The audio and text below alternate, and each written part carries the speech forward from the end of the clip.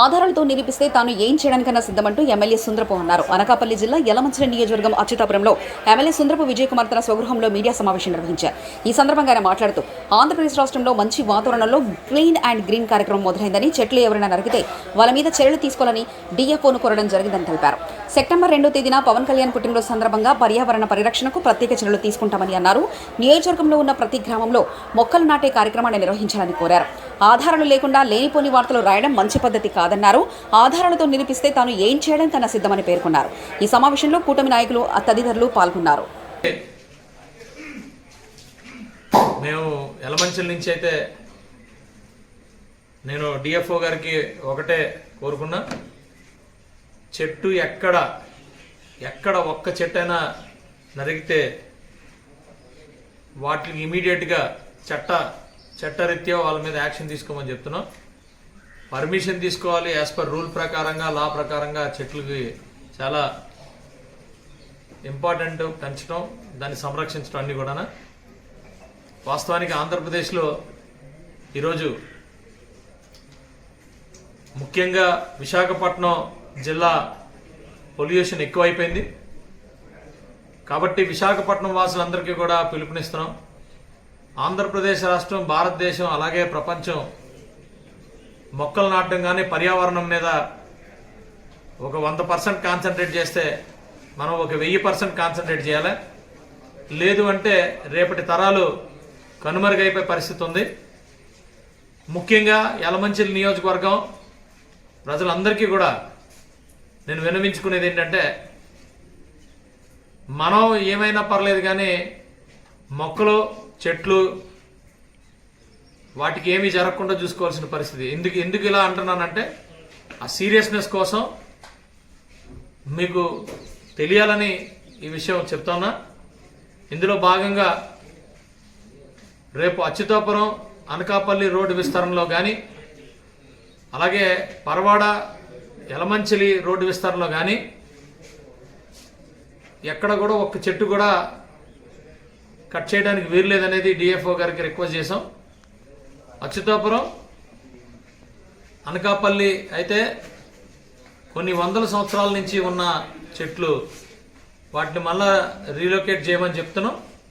ఎంత ఖర్చు అయినా పర్వాలేదు, ఒక్క చెట్టు కూడా చెక్కు చెదరడానికి లేదనేది మేము డిఎఫ్ఓ గారికి విన్నవించుకున్నాం. అలాగే కలెక్టర్ గారికి కూడా సభా వేదిక మీద నుంచి ఇది ఎంత ఇంపార్టెంట్ అనేది తెలియాలి.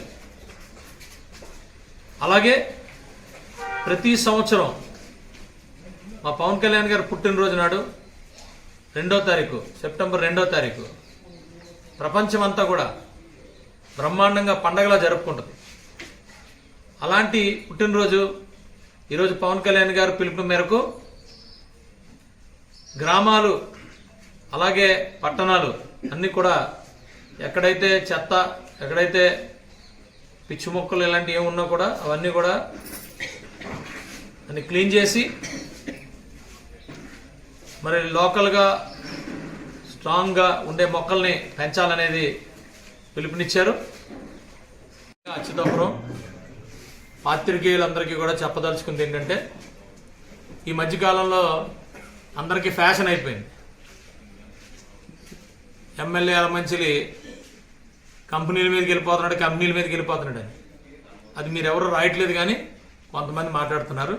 ఆధారాలు లేని మాటలు దయచేసి మాట్లాడద్దు. ఎమ్మెల్యే యలమంచిలి సుందరపు విజయకుమార్ అనే వ్యక్తి 16 సంవత్సరాల నుంచి కఠోరమైన దీక్ష చేసి ఈ ఎమ్మెల్యేగా నిలబడ్డాం. ఈయన ఎమ్మెల్యేగా గెలిచాం. ఊరికే ఎవడి మీద బురద జల్లినట్టు బురద జల్లితే, ఒక్క కంపెనీ వాడేమైనా ₹1 ఇచ్చినట్టు కానీ, మేము వెళ్ళి వాళ్ళ మీద పడినట్టు కానీ మీరేమన్నా చెబితే, నిరూపిస్తే అప్పుడు మీరేం చెప్తే చేయడానికి నేను రెడీగా ఉన్నాను. ఎందుకంటే కొంతమంది కంపెనీలకి చాలా కష్టంగా ఉంది. ఎందుకు కష్టంగా ఉందంటే, మొక్కలు పెంచండి, సేఫ్టీని పాటించండి, మా లోకల్ వాళ్ళకి ఉద్యోగాలు ఇవ్వండి, మా లోకల్ వాళ్ళకి ఉపాధులు ఇవ్వండి, మీరు పొల్యూషన్ జాగ్రత్తగా చూసుకోండి అని మనం కలిసినప్పుడల్లా చెప్తా ఉంటే ఒక బురద చల్లుతున్నారు. దయచేసి కొంతమంది ప్రెస్ వారికి నా విన్నపం ఏంటంటే, అందులోని నిజంగా ఉంటే మీరు రాయండి, కాదు అనుకుంటే రేపు మళ్ళా మీరే ఇబ్బంది పడతారు. ఊరికే ముందే కూసింది కోయిల్లాగా ముందు కూసేశారు అనుకోండి, తర్వాత ఏమవుతుందంటే నాలుగు కరుచుకోవాల్సి వస్తుంది, మీ పేపర్ విలువ పోద్ది. కాబట్టి విజయ్ కుమార్ గురించి తెలుసుకొని రాయండి. నిజంగా ఉంటే నేను చెప్తాను, నాకు ఆ దమ్ముంది, ఆ ధైర్యం ఉంది. ఎవరి దగ్గర డబ్బులు తీసుకుంటే నేనే చెప్తాను, ప్రెస్ మీట్ పెట్టే చెప్తాను. అంత కర్మ నాకు లేదు. ఎందుకంటే గత 16 సంవత్సరాల నుంచి ఒక్కడి దగ్గర రూపాయి తీసుకుంది లేదు, అలాగని ఒక కబ్జా లేదు. ఈరోజు కొత్తగా వచ్చేది నాకు. ఒకవేళ మీకు ఏమైనా కావాలి అనుకుంటే ఎవడికో మంచి చేయాలని చెప్పి మీరు అస్మదీయులు తస్మదీయుల్లాగా నా మీదకి వస్తే మాత్రం డెఫినెట్గా తర్వాత తలదించుకోవాల్సి వస్తుంది. మీ క్రెడిబిలిటీ పోద్ది, డెఫినెట్గా క్రెడిబిలిటీ పోద్ది. ఒకరోజు దేశం అంతా మెచ్చుకునే నాయకుడిలాగా, దేశం అంతా మెచ్చుకునే ఒక ఎమ్మెల్యే లాగా ఆ రోజు నేను పేరు తెచ్చుకున్నప్పుడు నా మీద ఎవడైతే ఆధారాలు లేని రాతలు రాశారో వాళ్ళందరికీ రేపు పొద్దున్న నాలుగు కరుచుకొని తలదించుకొని నాకు సారీ చెప్పుకొని పరిస్థితి వస్తుంది. ఆ బంపర్ ఆఫర్ మీకు ఇవ్వకూడదని చెప్పి నేను ఇది చెప్తున్నా. డెఫినెట్గా దయచేసి మీ పేపర్ విలువల్ని తగ్గించుకోవద్దు. Thank you very much.